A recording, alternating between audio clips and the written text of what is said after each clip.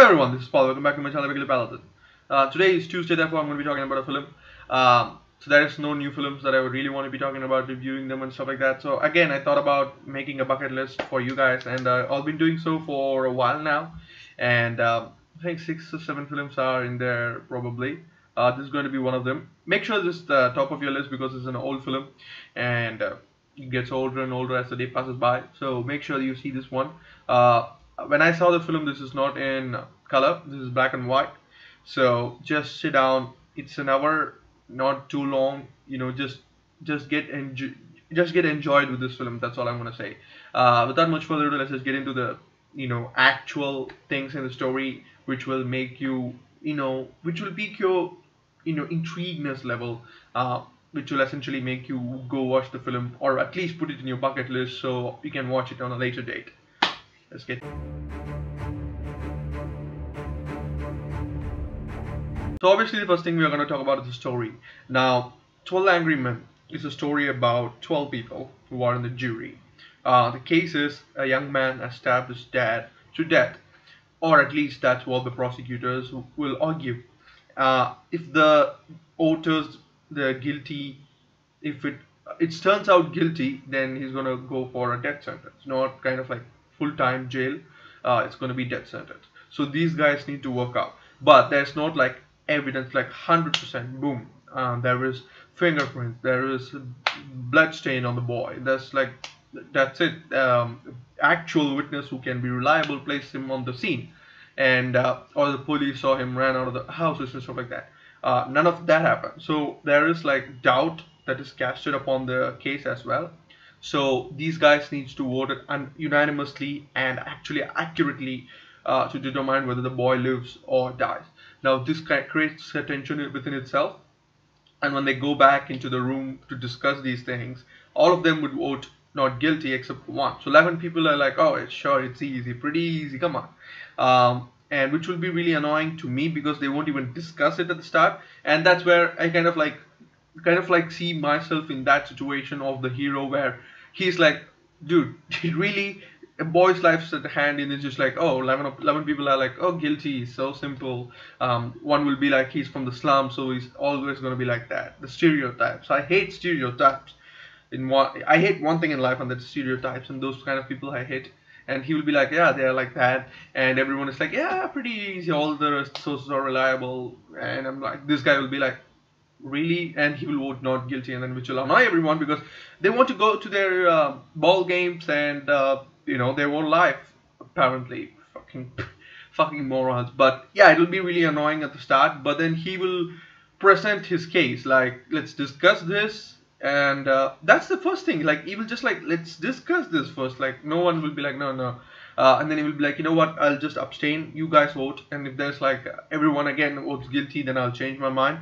And one other guy will be like, okay, fine, I'll vote not guilty, let's discuss this. And then they will discuss this, they will start discussing it, and then he will crack open and open and open, and everything will just like break, and then finally you will kind of like see the old story in a way where it's actually opposite to the what prosecutors were arguing about. And then they will be like, damn, we've been voting not guilty. We should have been voting not guilty from the start. We voted in the wrong way. Obviously you did. So they will do that at the end, and everyone will vote not guilty unanimously, and then they will let the boy go. So that's a nice story, kind of like emotional and stuff like that, but the tension in the room will be like the most great thing ever. I don't know if I talked about this with you guys, but the most interesting thing that I ever will see is kind of like heroes or villains or whatever, or kind of like showcased in a single room. Not in a weird way, don't get me wrong, but there's like, you don't have anywhere else to go. That's it. That's the room you have to work with. That's the space you have to work with. Make something happen. And I've seen this in a lot of different TV shows, sitcoms, and it worked out really, really well. And this film entirely just like, in the single situation. That's it. And there's no one else, there's nothing else, there's no like mention of other things, there's no screenplay to other things. It's just like power of all the actors that are there, 12 people, and everyone's emotion. As I said, like 12 people 12 different way of thinking, uniqueness everywhere, and just tension everywhere. This is not kind of like a cheerful thing, right? A boy life is a dam, so they gotta make the decision perfectly. And talking about it makes more sense rather than just like voting out because of stereotypes and stuff like that. So when they talked it out, and then everything will make sense. So I think this one takes the win. This is amazing.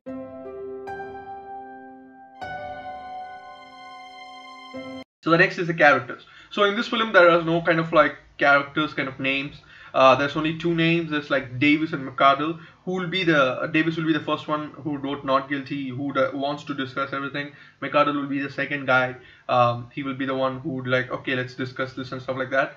They will both talk at the end of the film, like everything will over, everything will be done, and then everyone will go to their own lives. So they will kind of like say, hi, my name is this, my name is that. That's it, and then they will go separate ways as well. Because the names are not important, obviously, in this kind of film. But yeah, juror, you gotta remember them as juror 1, juror 2, and stuff like that. That will not be annoying as well, because you will know them by their characters. Oh, that guy is a douchebag, that guy is a moron, that guy is that. Which can be a bad thing at such situations in certain films, but in this film that would have worked out really well, because the tension has always been there. It's like it's not induced in some ways. So if it's induced by some characters, if it's induced by some way, then you gotta understand their name, their motives, and stuff like that. But here the tension is always there, just from the start of the get-go, boom, tension, and till the end it's going to be tension, tension, tension. So all you gotta know is, okay, that guy is having his own issues, personal issues with the story. So he's kind of like that, this kind of like that, and stuff like that. So I would say that's kind of the case of the story. The next I want to be talking about is cast and the crew. The cast and the crew is like the director of the film is Sidney Lumet, who have done a lot of other films, but this film was given him the most credit. And he didn't write this film. Reginald Rose wrote this film and screenplayed this film.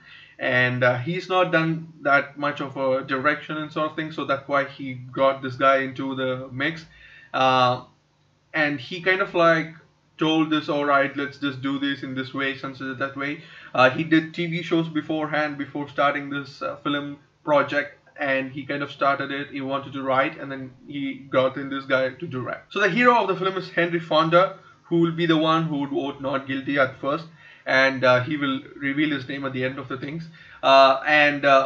There's like a lot of different characters in this film that you need to look out for, but I think the major names like that you can recognize right away is Henry Fonda, Ed Begley, Joseph Sweeney, and stuff like that. These are the guys who will recognize, oh shit, I know that name, I know that name, I know that name, and stuff like that. And these guys would have acted out really well. And but the entire cast, the 12 members of the film, would be the major focus. And the major thing of this film is like the camera. The crew would have placed like a lot of cameras in the top angles. I think this is the first film that you can see the camera being the most important thing ever, because the tension between two subjects, the tension between the 12 members of the team, the tension between the entire discussion will be showcased by the camera angles here and there. And if they had done this like a normal way, like just like the direction here from this angle would be fine as well, but you would not known the kind of tension that is there. So imagine like if there's camera here, so like changes and stuff like that. That worked out really well. If you see the film, you will not know it at first. But if you are a kind of guy, if you're a kind of camera guy who wants these things to be there in the films that you watch, you will easily be noting these things as well. But me as a guy, I will notice the music, and let me tell you, the music is fucking fine. There's no problem with it. Like there's this a subtle undertone of tense music going on in the background. I think that is well done. So if it's not broken, you don't need to change it, that kind of thing. So if it's like that, if that's an issue, if you don't feel it kind of thing, they could have changed it. But I think it was just fine. And the vocal point was the major storyline and the major tension, and then they would have explained it really well with the kind of like music and stuff like that. The reception of the film. Well, what I gotta say, the critics loved the film, they ate it up. The film was in a high budget actually for that timeline, $350,000. I think if you calculate that, I think it will be in 3 million or 3.5 million this time around. and they made more than that. And during those times, it was not about the movie goers. They will go to the theaters and watch the film. Those are not the guys who you target. You target the guys who kind of like rent the film for a day or two and stuff like that. And it rented really well. It got a lot of money from that. And this was also film also produced by Henry Fonda himself, who acted and as well just produced. I didn't think he produced anything else. He said he's not going to produce anything else. Apparently, I don't know why, but this is a film he did produce. Reception, as I said, the fans loved it, the critics loved it. It was overall a loved film. It won a lot of awards when it comes to like the 100 years awards, like the decadeness. I think for heroes and villains, and the tension between the drama and stuff like that, and courtroom drama as well. So I think this all deserved it, and I just love it as the way it is, and the reception I think is well deserved. I think it would have been even more well if it had done this time around, but because there's like these kind of films don't come out anymore. To be honest with you, they are not for more like just like they were really going at it in this film, just like uh, subtle racial stones, how they kind of like directed it, and camera movements, the tension, just like the underlining thing. Like every film we see today are kind of like cause and effect, reaction and an action. But this film was like entirety, like one room, action. That's it. No reaction and stuff like this. Action, full fledged. You gotta save someone just by talking. There's no fight. There's no like action sequences. There's no like, oh, let's go take a gun and save everyone with the team. It's not kind of like that. And I think that's kind of like what this world misses right now. But I think this film done its job during that time. And reception, all it deserved. I gotta say, well deserved.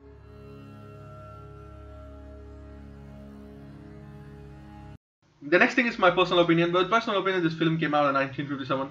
For that timeline, this film was the best, and it's just 96 minutes. So if you want to give it a chance, please give it a chance. And the cultural effects, the cultural impact, I want to talk about. Like every show or every sitcom that I ever watched, the first thing that I note is the cultural impact that it had. Given it the fact Rachel's haircut or Barney's legendary coats or suit up thing, it has impact on people who watch those kind of things, and they react, they act like the way their idols do. And this film had the same effect as well. A lot of people who came into law, a lot of people who came into filming, a lot of people who came into camera work, they all came after this film. And it's like a viable thing. Like when you ask them how did you come into this business, they will always say it's about that film, 12 Angry Men changed my life and stuff like that. Not just that, every other big things have produced kind of like comedic effect with this film, kind of like paying it a tribute. Family Guy did it, Simpsons did it, Saturday Night Live did it. So, and like there's like a lot of TV shows that came off from this kind of effects, like just like courtroom drama, talking about it, jury effects and how they do it and stuff like that. And for everything they do, they kind of like showcase this film. All right, I did this because of this film. This film is amazing and stuff like that. So personal opinion is the impact is really there. The impact was really there. Impact is still really there, and impact will really be there, even moving forward, like 20, 30 years from now, because this is the film that they will all turn to, because, as I said, this is an amazing film. The rating of the film I would give 10 out of 10, and I've said this like 1,000 times. 10 out of 10 doesn't mean it's a perfect thing. It just means it's a good film, and it can be compared with any other film of any other genre. Acting, camera, music, anything, screenplay, anything, you'll compare it with this one. And yeah, you will compare a lot of things with this one, I would say. And it deserves the 10 out of 10 rating. It deserves all the reception it gets. It deserves all the credits, and it has created a lot of people in the industry that have just like inspired from this film. And I would say it deserves all because of the acting that everyone put in. Even though if they are not the main character of the show, even if they are not the vocal point of the show, they would have given their life for that acting. Just the last sequence, the last guy who would change his vote from guilty to not guilty would be like absolutely amazing. So I don't want to kind of like ruin it for you guys. I don't want to spoil anything for you. Just watch it. Just watch it. This should be on your bucket list. That's all I'm saying. So thank you guys for watching this video. Hit that like button if you like this video. Share the video with your friends and family. Subscribe to the channel for there is movies, TV shows, reviews, reactions, and stuff like that. And maybe ask your friends who have seen this film about it. And don't ask them to spoil it for you. Just ask them how it is and stuff like that. They will tell you. And I'll see you guys in the next one. Bye. So if you like that video, why not check out the previous one while at it. Check out the entire playlist with the popcorn, of course. And subscribe to the channel for this movies. And subscribe to the channel for this gaming. And I'll see you guys in the next one. Until then, stay peculiar, be peculiar. Stop horsing around on it, that subscribe button. And also the notification icon. And I'll see you on the next one. Bye.